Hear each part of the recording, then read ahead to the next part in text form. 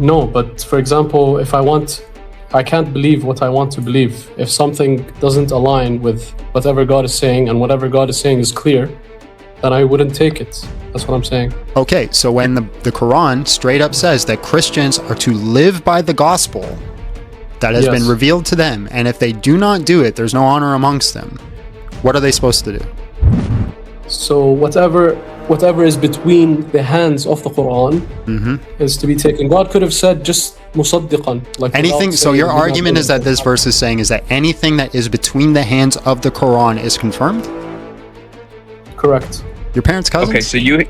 Okay, so you're gonna have a major issue. Why are you going to insult when I'm being nice? So really, because that is a very silly argument. I think you know it's a very silly argument. So basically, I believe in the Quran alone. I don't believe in any later traditions that came through Hadith and anything that they try to attribute to the Prophet nowadays. By they, I mean the traditional Muslims. So I understand the Quran's meanings to the Quran itself. Okay, so you're Quran onlyness. You don't hold the Tafsir, and you don't hold the Hadith. No, Tafsir can be right. It's a hit or miss, but it's not like my religion. You know what I mean? Okay, cool. So then my question for you would be very simple. What is your criteria to confirm historical context? You can take history, but I wouldn't take it as religion.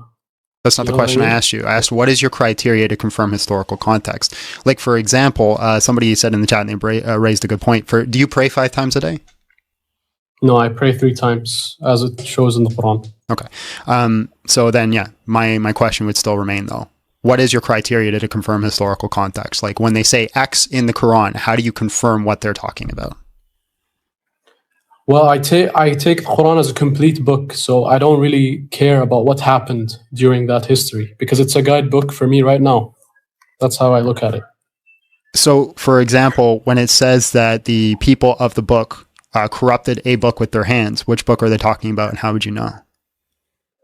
So I believe, for example, when they talk the current Hadith, for example, for Muslims nowadays, I believe that they wrote books with their own hands and they attributed to the Prophet and worse. Yeah, you're not answering my question. So my question again. So for example, I'm assuming you're talking about the context we were talking earlier with Homeboy, which is 279. So woe to those who distort the scripture with their hands. This is from Allah, seeking and fleeting gain. How do you know which scripture they're talking about? If you don't, like, what is your criteria to learn that? Like, for example, I don't see it as a specific book that God is talking about here. It's a rule that's set for all of time till now. So, for example, if I look at people who write, for example, so you're not listening. We'll try again. And among the illiterate who know nothing about the scriptures except lies, so they willfully speculate. So woe to those who distort the scriptures with their own hand. This is from Allah, seeking and fleeting gain. So woe to them from their hands as written, and woe to them for they have earned. Which scriptures are they corrupting with their hands? Again, I don't know which scripture, but I take the general ruling for it. So my question is, how would you know which scripture? How would you learn the context? If you hold the Quran only and that's all you have, how do you learn these things? So I take the Quran as the criterion. So okay, great. You said that 17 times. What is the methodology in which you apply to the Quran to learn the context of which the Quran is speaking about? I don't care about the context. All right, then there's nothing to talk to you about, because then you've made the Quran an idol. Because all you're going to do is impart what you want it to say. Because you have no methodology in determining how it's saying what it's saying. No, but like, I don't know how to explain it. But for example, if something doesn't align with the Quran, I take the Quran as a criterion because God is telling me something, and if it doesn't align with what but it's telling you what exactly you want it to tell you, because you have no criteria in determining how it's telling you X, Y, and Z, or what context it's using. So everything you read is going to say exactly what you want it to say, because you have no methodology in confirming what is true or false. No, but for example, I can't believe what I want to believe. If something doesn't align with whatever God is saying, and whatever God is saying is clear, then I wouldn't take it. That's what I'm saying. Okay, so when the Quran straight up says that Christians are to live by the gospel that has been revealed to them, and if they do not do it, there's no honor amongst them, what are they supposed to do? I think Christians should uphold the Gospels. Okay, I'm but not the against Gospels contradict the Quran. them. Yeah, so my argument to that is if you look at chapter 5, verses 48, God uses an idiom there, which is ma bayna yadayhi in Arabic, which means confirming what is in between its hands. So the idiom means that whatever is within the grasp of the Quran. How do you know it's an idiom? Because it's used elsewhere. So there's a thing called Quranic definition. So you look at every time the word is used. So again, how do you know, right? You're just saying it's used elsewhere. How do you know it's an idiom? How do you know it's an idiom anywhere in the scripture? Because it makes sense. Right. So again, you just impart what you feel upon the scripture because you have no criteria to confirm anything. No, but if it doesn't contradict with whatever the Quran says. If it doesn't contradict your own personal understanding, which you have no criteria to confirm anything. But for example, what would be your criteria? Like when you look at the Quran or the Gospel or... My criteria is the same criteria that scholarship uses applying the historical method. So one method I follow to that was adhered to by Lydia McGrew is the historic reportage model, where you use textual criticism to try to convey what the author is trying to put across to you.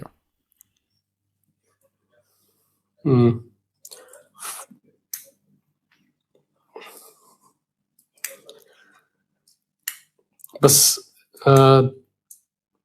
basically, my argument is to the Islamic dilemma is that I believe that what is in between its hands is an idiom.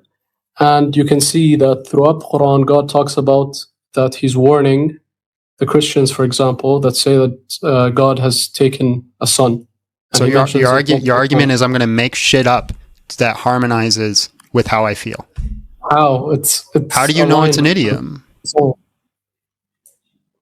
Because I told you it makes sense throughout the entire Quran. Because it's how you feel. It's not about how I feel. Yes, it is. You're saying it's idiomatic because when I read this Quran, it feels like an idiom to me. That's what you just told me. It literally says in the verse you said, "We revealed to you, O Prophet, this book with the truth as a confirmation of the previous scriptures and supreme authority over them." So where's the idiom? The actual translation of lima bayna yadayhi, if you just put the cursor on... Yeah, I know the word, which means in their hands. Yes. Yadayhi. Yes. So whatever is between the hands of the Quran is to be taken. God could have said just musaddiqan. Like anything. So your argument is that this verse is saying is that anything that is between the hands of the Quran is confirmed? Correct. Your parents' cousins? Okay, so you're gonna have a major issue. Why are you going to insults when I'm being... So because that is a very silly argument. I think you know it's a very silly argument, and it's a very big like the reason it's a silly argument is you're making the argument that there's an idiomatic language that's used that says that anything that is between the hands of the Quran is confirmed, except there's no reason to believe that at all. We have revealed to you, O Prophet, this book with the truth as a confirmation of previous scriptures and supreme authority over them. Which part here says in between the hands? Which one? Where is it here? In the English? So we have revealed before you. Okay. All right. We revealed to you, O Prophet, this book with the truth as a confirmation of previous scriptures as a supreme authority over them. So judge between them by what Allah has revealed and do not follow the desires of the truth that has come to you. To each of you we have ordained a code and a way of life. If Allah had willed, he would have made you one community. But his will is to test you with what he has given each of you. So compete with one another in doing good. To Allah will return that he will inform you the truth regarding the differences. And judge between them, O Prophet, what Allah has revealed and do not follow... we got to go back up. So let the people of the gospel judge by what Allah has revealed in it, and those who do not judge by what Allah has revealed are truth and rebellious.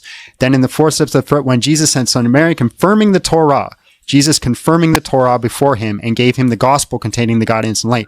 There's zero reason in this context to think it's an idiom that says that the Quran is putting these two things between its hands. I think what you're doing is you're trying to reach as a cope because you know this disproves your religion. No, but even in the verse where it talks about Jesus confirming the Torah, God talks about the idiom as well. God talks what? And God mentions the idiom. Right, I appreciate your time. I'm gonna jump on. This is a wait. silly argument. Wait, can I just ask him a question? Hold Yes. up. Okay, so you're saying that there's a literal book at the time of this surah in between their hands, yes? Yes, which is the gospel and the Torah. Wait a second. So it uses the Arabic el-kitab, which represents a book. But here's the thing. At the time of this surah being revealed, it's not being revealed as a book yet. It's not compiled as a book yet. It's only oral. It's oral tradition. So why is the Quran that is being revealed through oral tradition using el-kitab, and you're saying that there's a physical book between their hands? Who said it's an oral tradition, though? But see, here's the thing, John. He doesn't hold to any historical criteria. That's the problem. He has no methodology. So you're holding to a tradition. You're holding to a tradition that's in Tafsir and Hadith. He's going to deny it. So okay, just so we're clear. When Allah gave revelation to the Prophet Muhammad, did he give him a book? No, it was revealed verbally to him, but they wrote it down as soon as it was revealed to him. How long did it take for him to do that? I don't know. It doesn't matter. All right, appreciate your time. God bless.